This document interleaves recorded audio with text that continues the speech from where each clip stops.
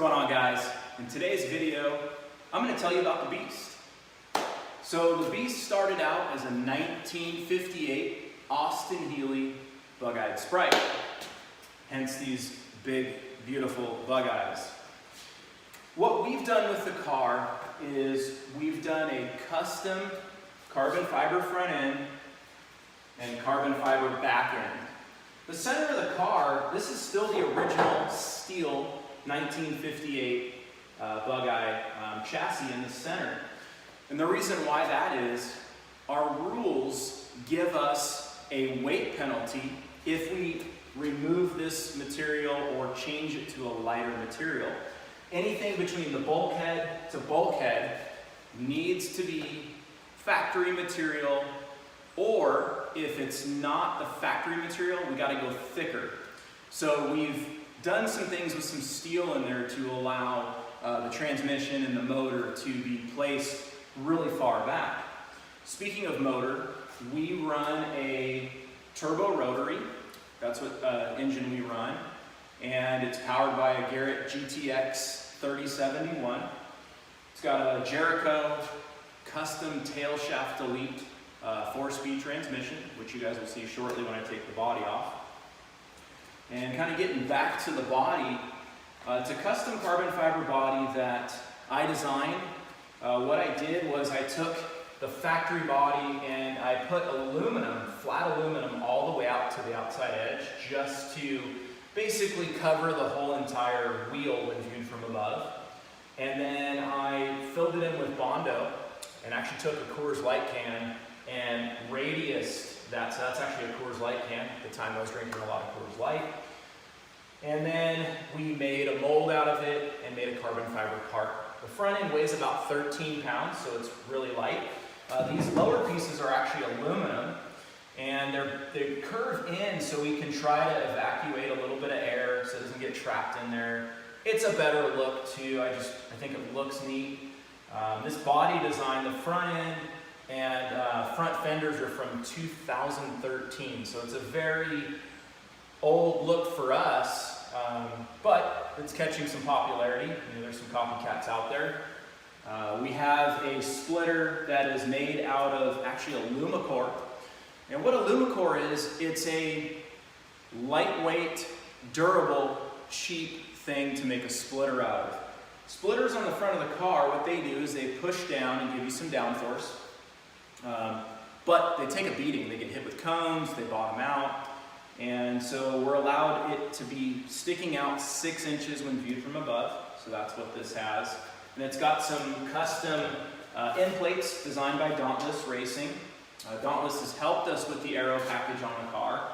I've done the design work and sent them some ideas, and they've tested it for me and helped us kind of develop it. Something that's very unique is our rear spoiler. It's something I've never seen in motorsports at all. Rather than just being a flat rear spoiler, our rules allow us to go 10 inches in height from the lateral midpoint, which is a fancy way of saying center. So what I did is I went up 10 inches from here, and at that point, that sets the height for the spoiler all the way across each side. So that's what we got going on here. We have a rear diffuser under the car that's 25 inches of expansion, and we have a flat bottom under tray. I shouldn't call it an under tray, I should call it a flat bottom. Under trays are not allowed in our particular class.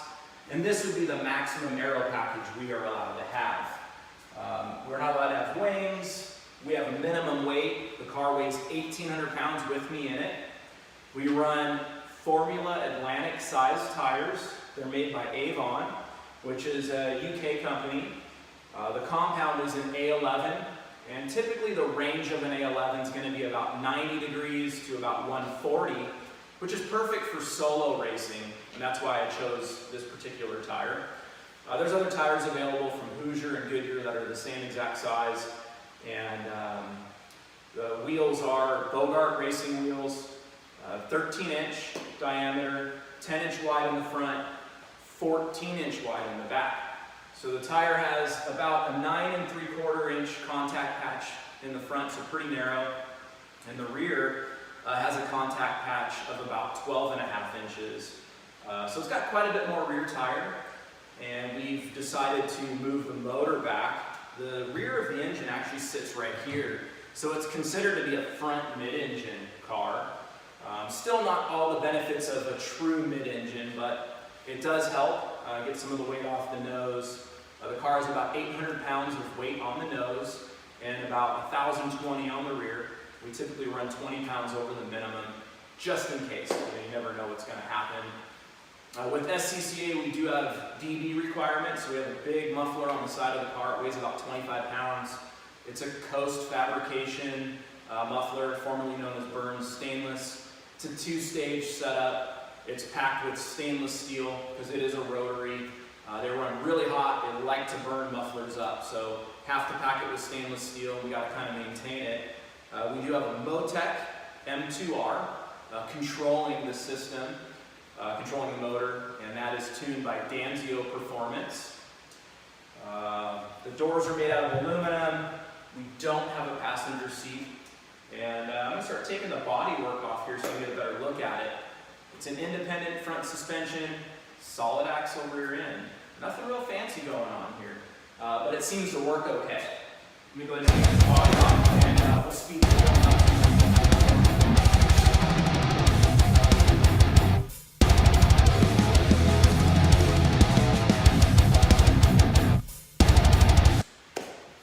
So there she is.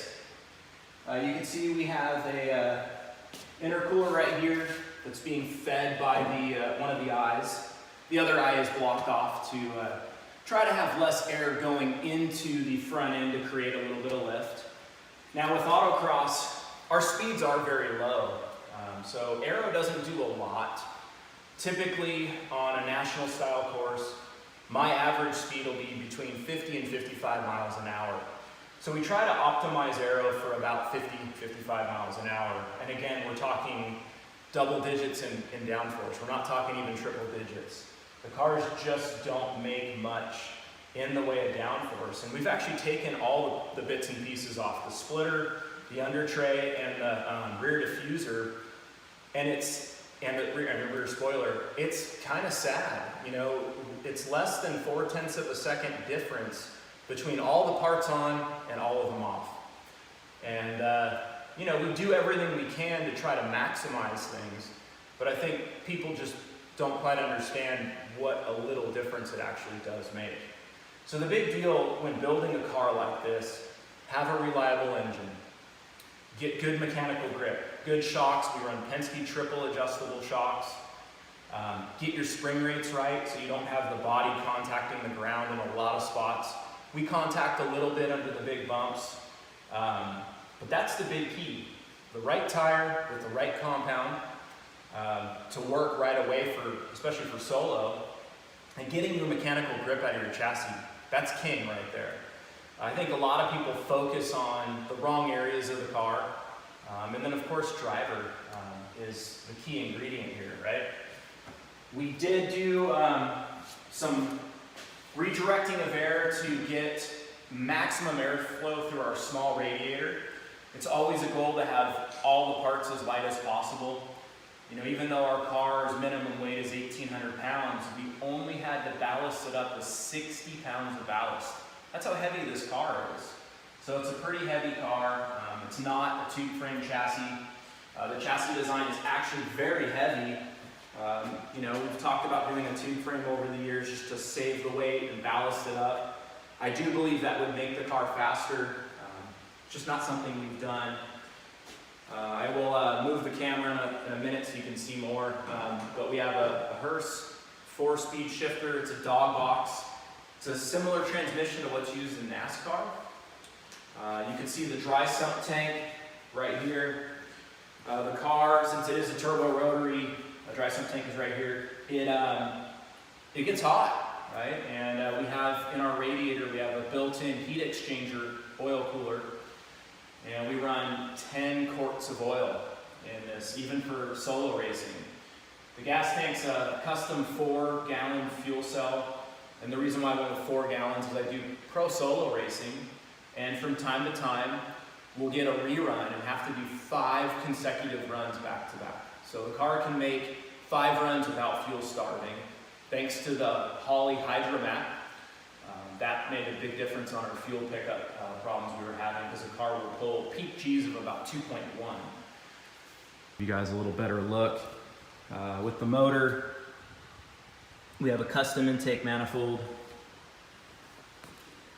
There's our radiator there, our Ron Davis radiator. I did all my own suspension design, chassis design and engineering, all the welding and fabrication. Look inside here, see the turbo, Garrett turbocharger, and our dry sump system. Very large oil filter, the big Coast Fabrication 2-stage muffler, the Weldon fuel pump. We run E85. It's a Harman Racing fuel cell, very lightweight. In fact, the cell weighs 15 pounds, holds 4 gallons. Those are all my nerdy measurements so I can keep track of what's going on. The Penske triples, you can see the adjustment there. You can see the rear end. We have some stabilizer bars to keep it from flexing. But yeah, it's a solid axle. See some nice big meats in the back. Driver compartment is very basic. We have our Motec dash. We have our variable boost controller there. We can scroll and toggle through our menu options. And then we chose to allow the dash to turn on and off all the fans, but we do have control over them with a circuit breaker. We could just pull the breaker right on out. And that's really it, guys. So we'll post some more videos and give you some breakdowns of the individual areas of the car. Guess I should highlight this. My wife also races the car. You can see the championships she has won, my Pro Solo championships, and then my EMOD national championships in this car. Our car is actually the most winning car in our sport, and we've been lucky enough to be the most winning family ever. Now there's the rear diffuser. Guys, thanks for watching, and be sure to click the subscribe button.